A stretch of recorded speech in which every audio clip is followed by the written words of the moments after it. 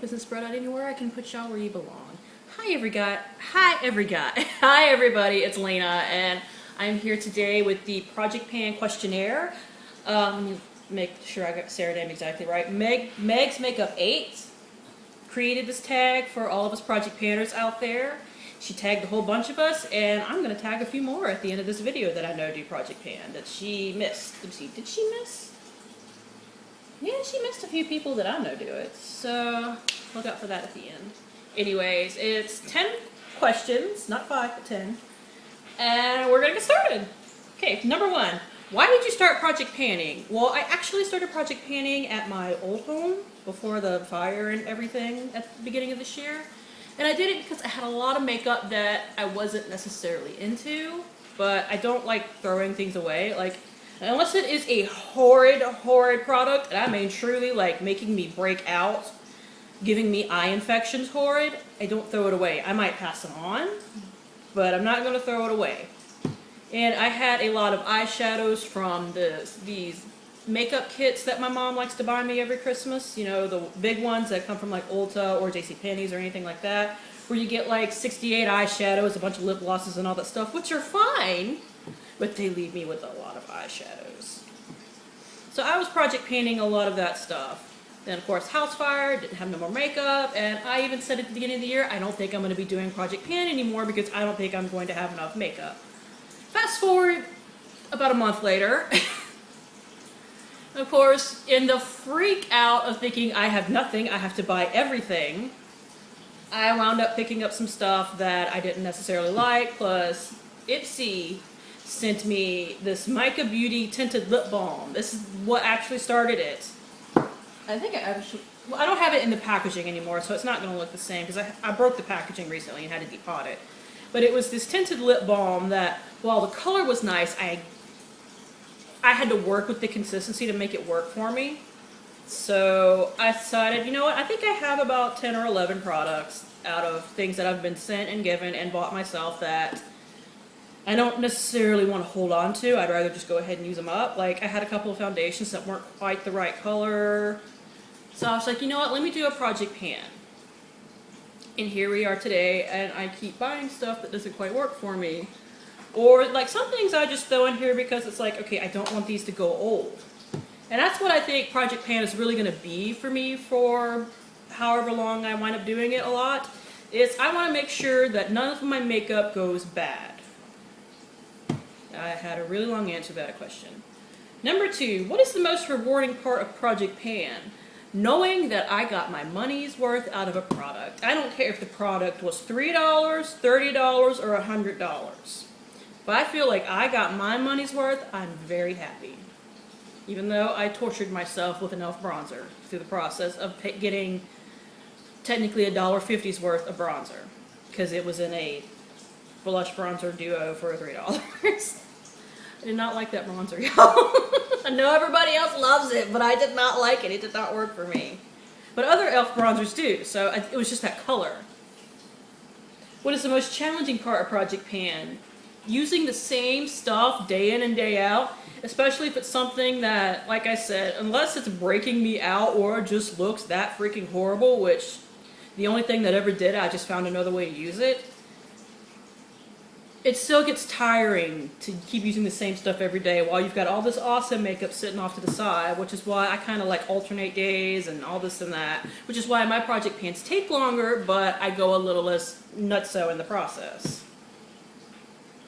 How many Project Pans have you done? Do you plan on doing more?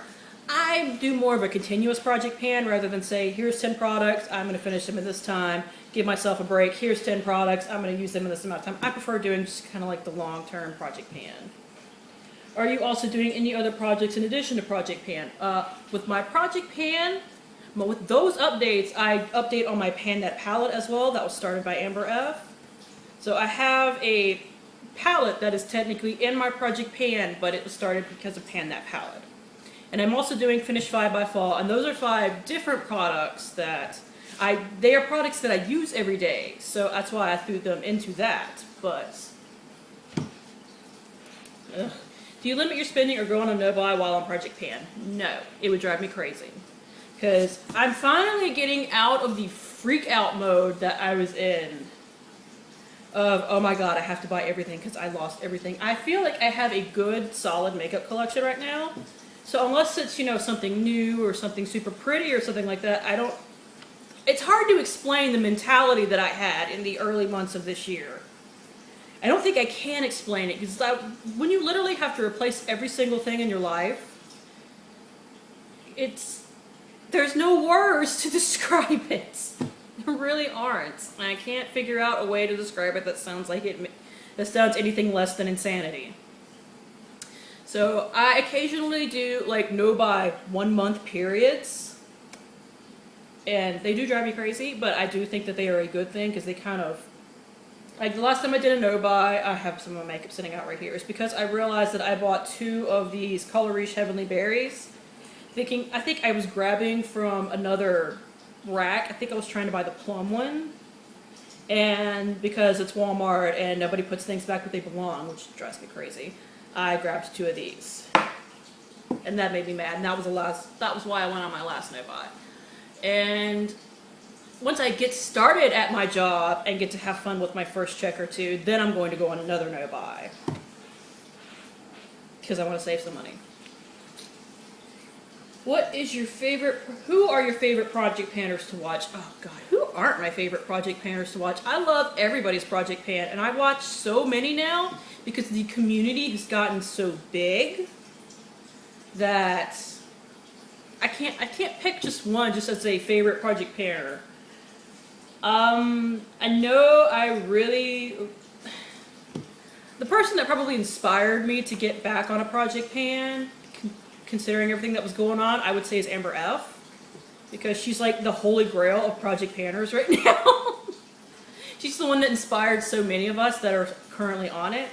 But I love watching all the ones that pop up in my video feed. Like, I'm looking at the list of people that Meg's Makeup tagged, and it's most of my news feed. And the people that I tagged down below are going to be basically the rest. What is your #1 tip for a successful Project Pan? Don't hate yourself just because you can't finish a product. It is something that I advise to others, but I really cannot follow myself very well. Because there are always people popping up saying, I feel so bad because I hate this product so much that I can't use it. Well, at the end of the day, it's just makeup.